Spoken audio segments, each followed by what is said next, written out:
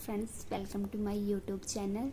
आज हम सूक्ष्म पाठ योजना का दूसरा लेसन प्लान पढ़ेंगे, व्याख्या कौशल का। इसमें कक्षा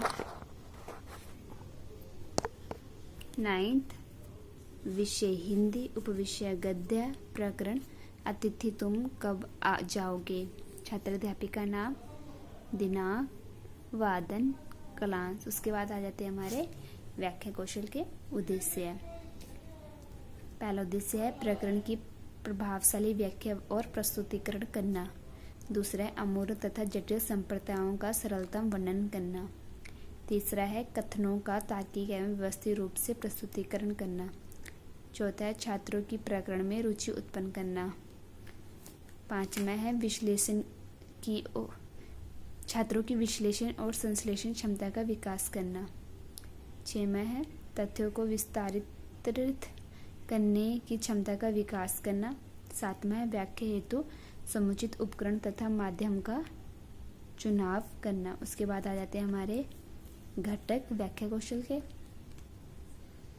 पहला घटक है प्रारंभिक कथन का प्रस्तुतिकरण। दूसरा है तकनीकी व जटिल शब्दों का सैंपल लेखन एवं स्पष्टीकरण। तीसरा है वाक्यों में सहसंबद्धता। चौथा है सहायक सामग्री का प्रयोग। पांचवा है व्याख्या के अंतर्गत वाणी में उतार चढ़ाव। छठवां है प्रमुख वाक्य व वाक्यांश एवं तथ्यों को दोहराना।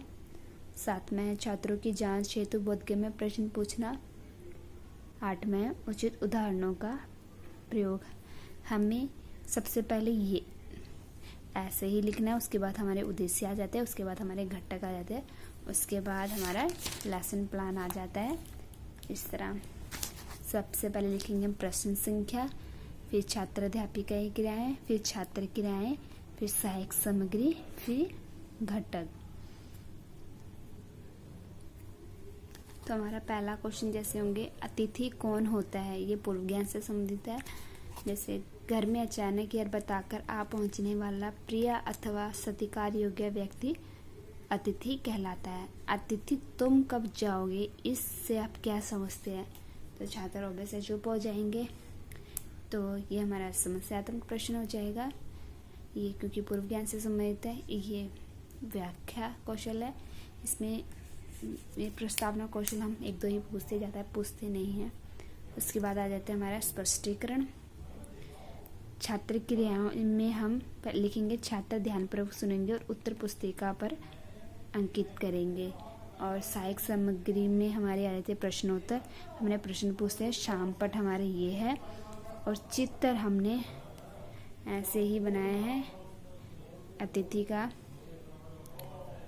तो स्पष्टीकरण कर लेते हैं हम। व्याख्या मतलब कि आज तुम्हारे आने के चौथे दिन पर यह प्रश्न बार बार मन में आ रहा है, तुम कब जाओगे अतिथि। जहाँ पर तुम सिगरेट पी रहे हो उसके ठीक सामने एक कैलेंडर है, देख रहे हो ना। बीते 2 दिन से मैं तुम्हें दिखाकर तारीखें बदल रहा हूँ। तुम जानते होंगे कि आज तुम्हें चौथा दिन है, तुम्हारी खातिरदारी का चौथा भारी दिन, पर तुम्हारे जाने की कोई संभावना प्रतीत नहीं होती। लाखों मील लंबी यात्रा करने के बाद एस्ट्रोनॉट्स भी इतने दिन चांद पर नहीं ठहरे थे जितने समय तुम एक छोटी सी यात्रा कर मेरे घर आए हो। तुम अपनी भारी चरण कमलों की छाप जमीन में डाल चुके। तुमने एक अलग सा निजी संबंध मुझसे जोड़ लिया। हमने इतना ही बताना है। व्याख्या कौशल में हम 6 मिनट की स्किल है, तो हमने आधा ही पढ़ा है। और हमने नीचे लगाया है। यहाँ पे है, वहाँ पे हमने घटकों का प्रयोग करना है जो पीछे घटक दिए गए हैं। जैसे पहला घटक था हमारा प्रकरण को प्रभावशाली व्याख्या। जैसे हमारा पहला घटक था प्रारंभिक कथन का प्रस्तुतिकरण, हमने शुरुआत की है। और दूसरा घटक हमारा ये आ जाता है कि तकनीकी व जटिल शब्दों का शामपट हमने जो कठिन शब्द है वो शामपट पे लिखे हैं। तीसरा, वाक्यों में सहज संबंधता भी है, मतलब सहज संबंधता हम समझा भी रहे हैं। और चौथा घटक हमारा सहायक सामग्री का हमने प्रयोग भी किया है। पांचवें है व्याख्या के अंतर्गत वाणी में उतार चढ़ाव भी हो रहा है। छठवां घटक भी हमारा यूज हो जा रहा है, वाक्यांशों को हमने रिपीट कर सकते हैं। हम जब हम पढ़ा रहे हैं तो इन्हें रिपीट करेंगे। तो सातवां घटक जो है मेरे छात्रों के बोधगम्य प्रश्न पूछना है लास्ट में, और उचित उदाहरणों का प्रयोग करना है। उसके बाद आ जाता है हमारा, जैसे हमने पढ़ा था, संबंध मुझसे जोड़ लिया, तुमने मेरे बारे में काफ़ी कुछ जान लिया, अब तुम घर लौट जाओ अतिथि, तुम्हारे जाने के लिए ये सही समय है। तो हमने फिर यहाँ पर सहायक सामग्री प्रश्नोत्तर विधि करा है।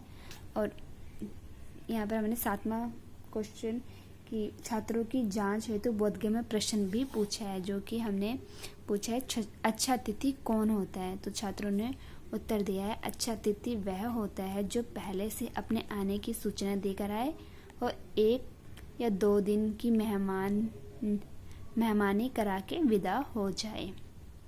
उसके बाद आ जाती है हमारी अवलोकन सारणी। अवलोकन सारणी में पहले हम लिखेंगे क्रम संख्या, फिर घटक, निम्न, संतुष्ट, उत्तम, अति उत्तम, सर्वोत्तम। हमने ये वाला चार्ट इस तरह ही बनाना है।